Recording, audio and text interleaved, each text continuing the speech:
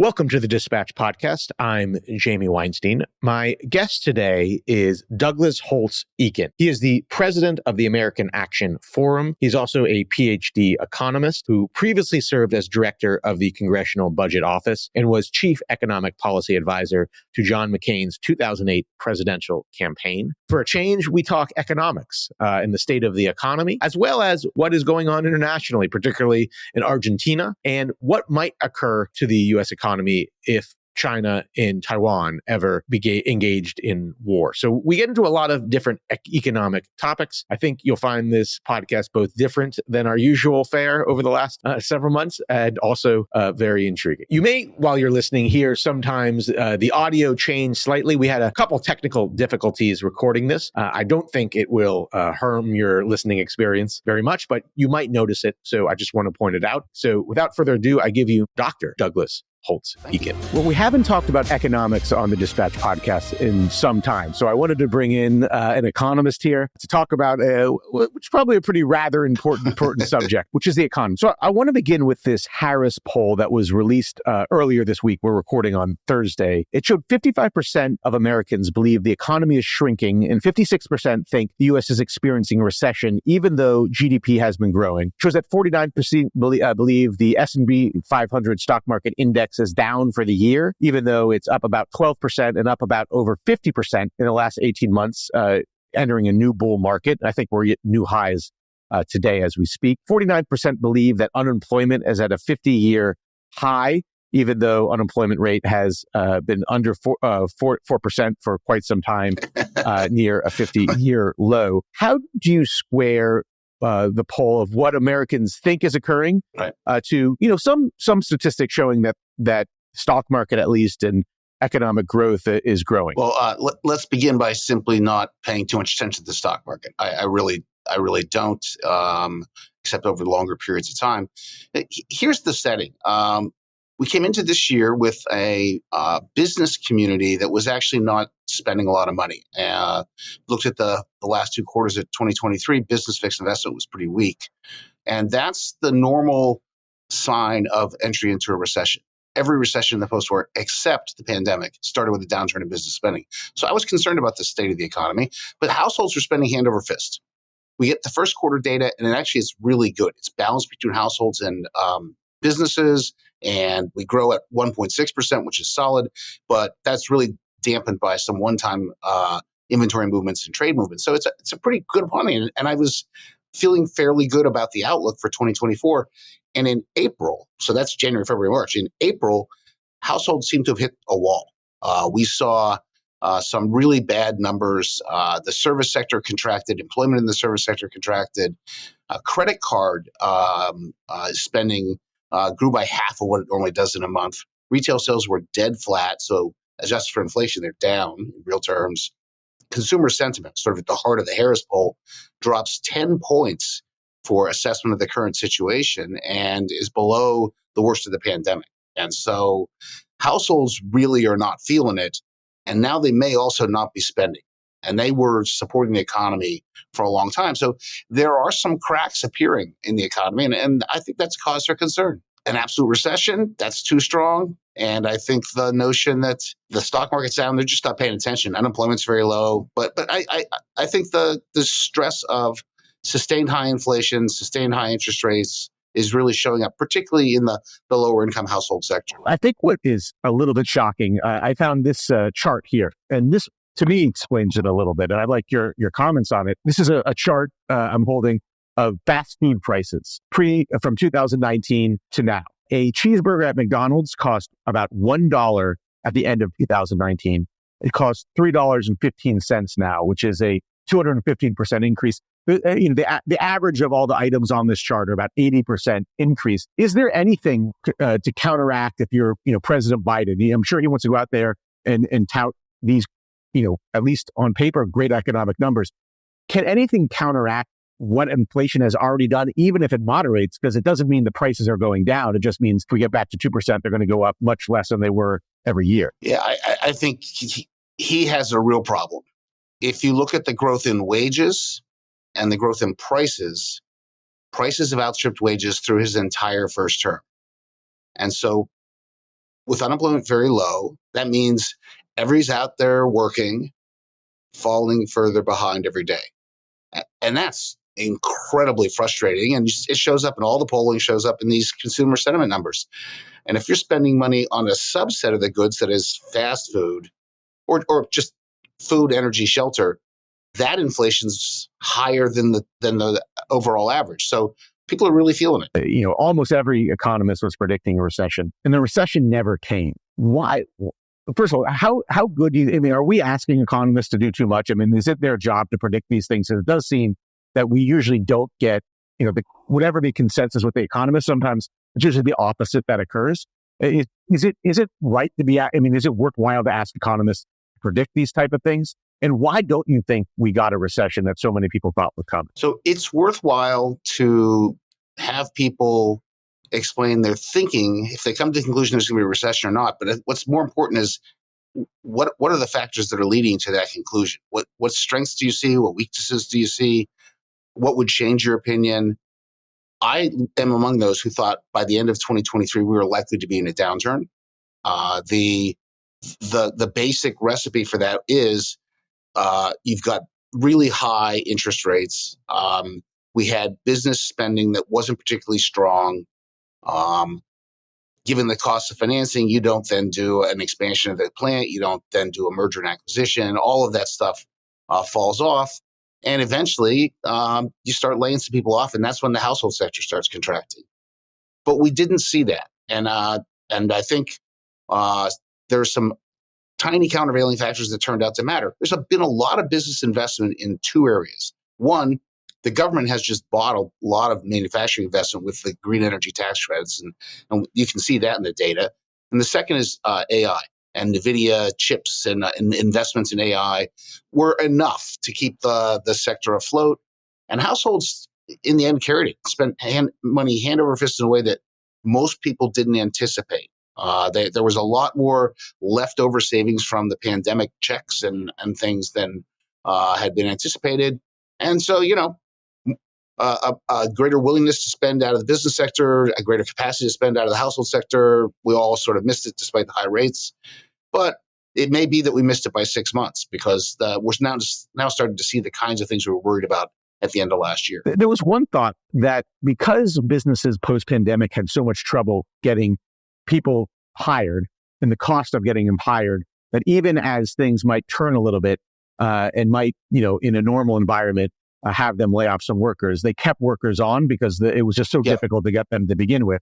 And as long as you have people employed, they keep spending, and therefore it's hard to go into recession. Do you buy that theory? There's something to that. A different way to say the same thing is there's really a total demand for labor that is people you've got on the payroll and unfilled vacancies.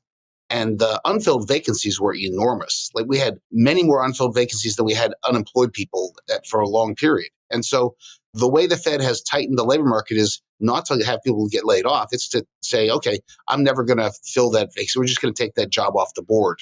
And so we've seen that come down dramatically to levels that are back to the pre-pandemic levels. We just haven't seen real layoffs. Now, I will point out, unemployment is 0.5 point higher than it was a year ago. And in most circumstances, that's a harbinger of a slowdown and ultimately a recession. How do you rate the Fed, how they've handled this? Obviously, a lot of people blame them for not seeing inflation coming earlier. If this turns out to be a soft landing, although it sounds like you think that maybe it's too soon to say that, will Jerome Powell get credit for that? I think he should. The Fed's record's mixed. They made some really big policy errors in 2021 that in part produced this inflation. There's no question about that. They were slow to turn to tightening. But once they've started tightening in 2022, I think they've done as good a job as you could under those circumstances.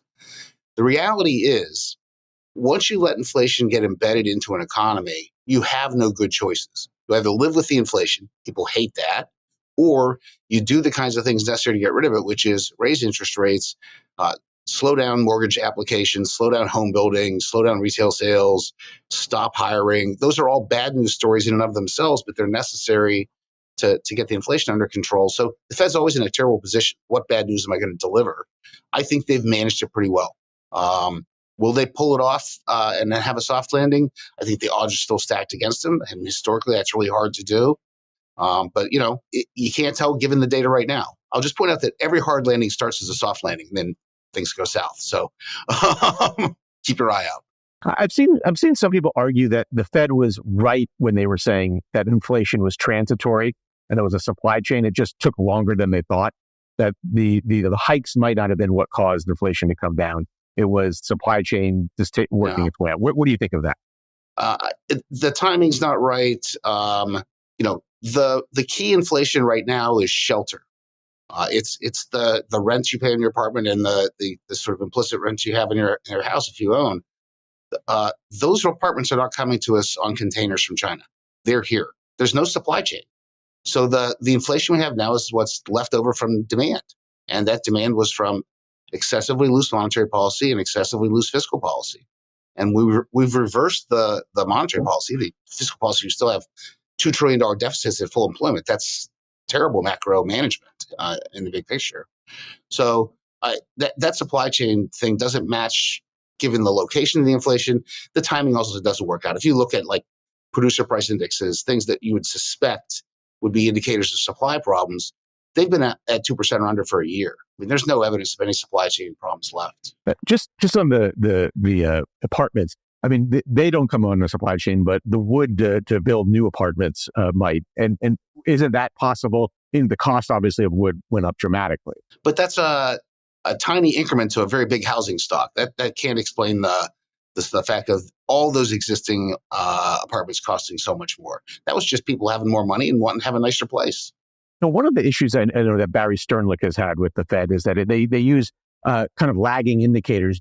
He knew that apartment rents were going up before the Fed recognized it. He now says that they've been going down before the Fed is turning on it. Do we have a problem with the data the Fed uses to determine these prices? Can it be more real time than it is? No, I don't think we have a problem. I mean, the official data are economic history by the time we're looking at them.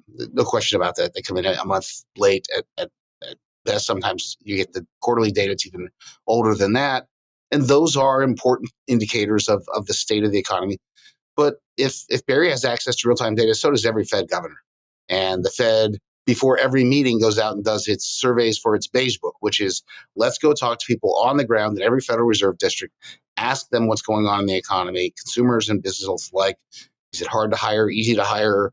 They've got access to real-time information. It might not be the systematized consumer price index, but they've got as much information as anybody. It's just really hard to judge a $25 trillion economy, the pace at which the many different sectors are expanding, contracting, and it's really hard to judge the impact of monetary policy. I mean, think about it. What does the Fed do? By and large, it raises the federal funds rate, which is the interest rate it pays on reserves to banks, or the overnight rate between big money center banks. So that's the shortest credit in the world, overnight lending. And they just push that up and they watch it bleed out to every kind of credit, mortgages, autos, credit cards, and every duration, 3 months, a year, 5 years, 10 years. That's a pretty imprecise, crude implement for monetary policy. And Milton Friedman is famous for saying that monetary policy works with long and variable lags, which is just a very nice way of saying we have no idea what's going on. So they push it up, they watch. Has it had an impact? Is it done having an impact? Do we need more? Do we need less? A lot of uncertainty associated with the use of their instruments. In this circumstance, we've got open warfare in the Middle East and in Ukraine. We've got China with a very dicey trajectory coming out of the pandemic. The environment's pretty uncertain. So I think they've navigated it as well as they could. It's just a very hard job. I should note for those who might not know, Barry Sternlicht is the head of Starwood, right. Owns thousands and thousands of apartments. Sure. And by the way, he's free to pick up the phone and call Jerome Powell, and Jerome Powell would take his call and say, "Oh, appreciate that information. We saw that, and we're factoring that into our decisions." Do you think? I mean, it sounds like you think the economy might be turning. So do you expect that rates that the Fed will begin to lower rates as I guess a lot of people on Wall Street hoped earlier this year, many times, but at least a few times this year? So the Fed just released the minutes of its most recent meeting, which displayed all sorts of angst about 3 months of hot inflation readings they'd gotten. The day after that meeting, we got the CPI, and it came in back on trajectory toward 2. So some of that angst might have been alleviated had they known those data. But when the discussion turned to the labor market, they were quick to note that they would cut as conditions required it. So there's a bias toward cutting if the real economy softens. And I think the more important question is not when will the Fed cut, but why is the Fed cutting? Is it cutting preemptively in the anticipation of having a soft landing, or is it cutting because they're looking out there and there's trouble? And I'm more worried we might be cutting it for the wrong reasons later this year. If they do cut, I think a lot of people wonder, will we ever, obviously we were for a decade at the 0% Fed rate.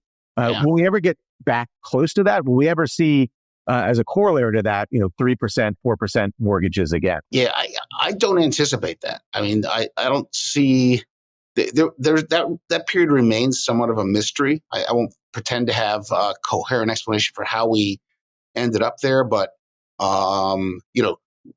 at this juncture, there's no real evidence that we're going to go back to zero interest rates. We've got embedded inflation, which has its own momentum. It's hard to wring that out of an economy. We've got, in my view, fiscal policy that's just way too loose for where we are, and that none of that suggests going back to zero. A topic that's so rarely discussed anymore. It used to be discussed a decade ago so much more, is the national debt. Yep. And how concerned, we have a $34 trillion national debt. You mentioned the government spending is one of the reasons the economy is we're still spending $1.7 trillion in deficit spending, despite having, a fairly booming economy, at least by GDP metrics. How concerning is the national debt to you? I'm terribly concerned. It's at record highs. We're at 100% of GDP, roughly speaking. It's projected to go nothing but higher.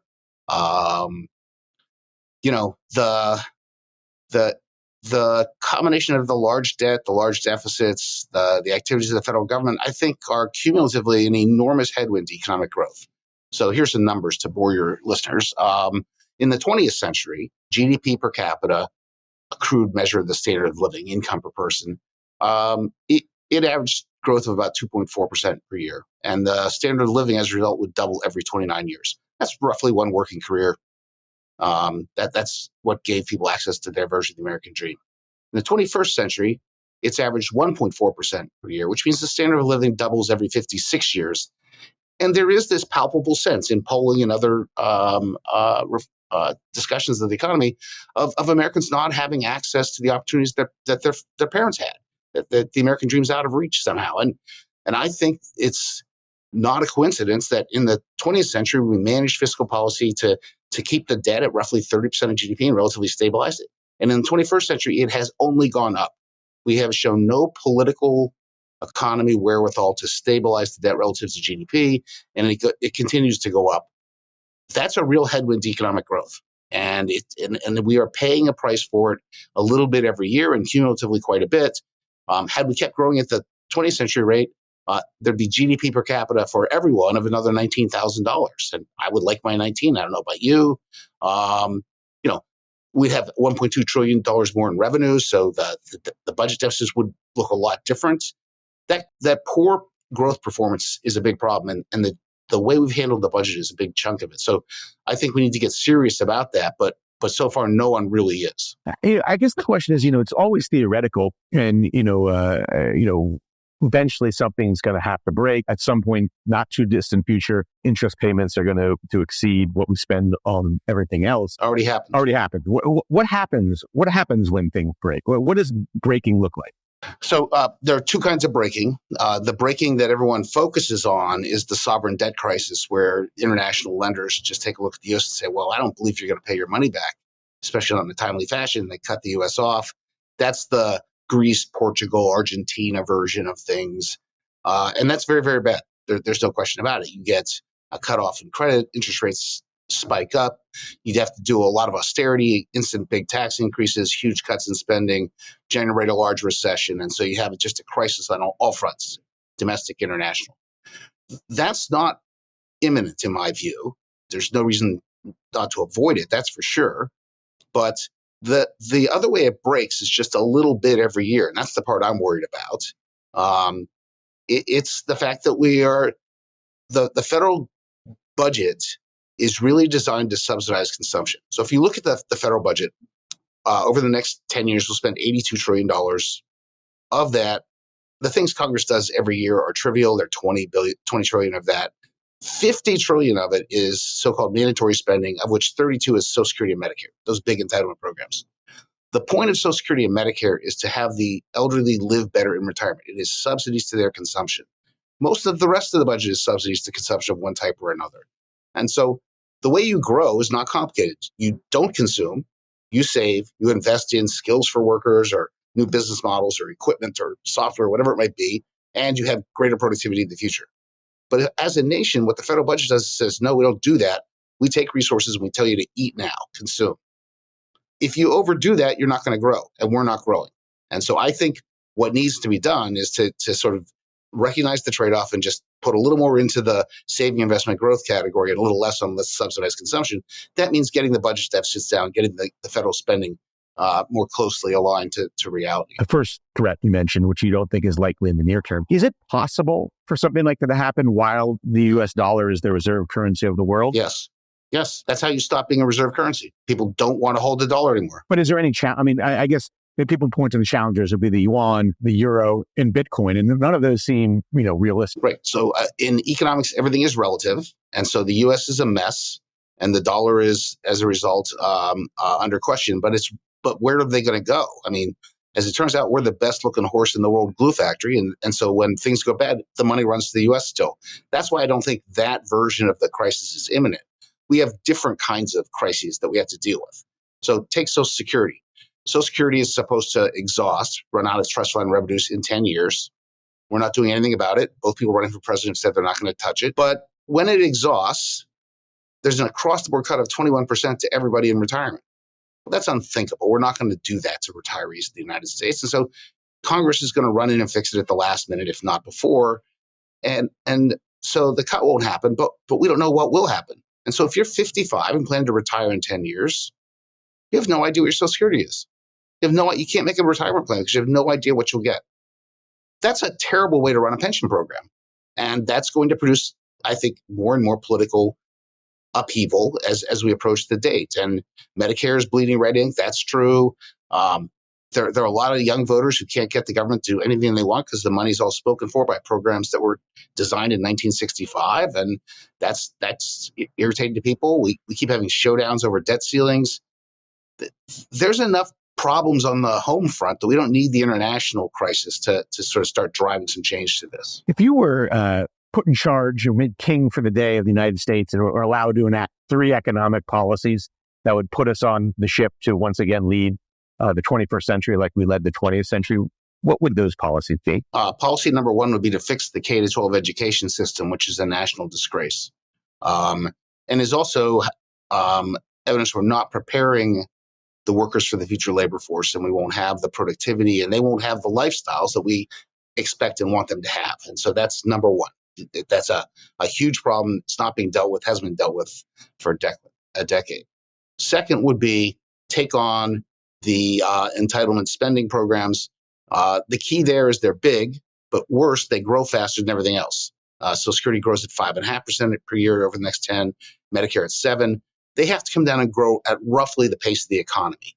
And that's going to be 4, 2% real plus 2% inflation, something like that. So slow the growth of those programs.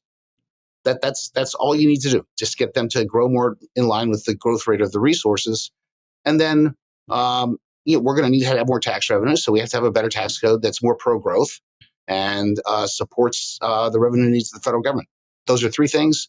They're all big. They're all hard. We need to do them. If you could just elaborate on the first and the third, what needs to be done to the K through 12 education system? Yeah, so I'm not an education specialist. So I'm not going to pretend to be one on your podcast, but we do a national assessment of educational progress every year. And for 10 years prior to the pandemic, roughly a quarter to a third of 4th and 8th graders were seriously deficient in math and reading. They were never going to recover. And it got worse in the pandemic. So we went 10 years without taking care of something like 25 to 33% of the future labor force who are not going to have the skills to actually go out and be effective.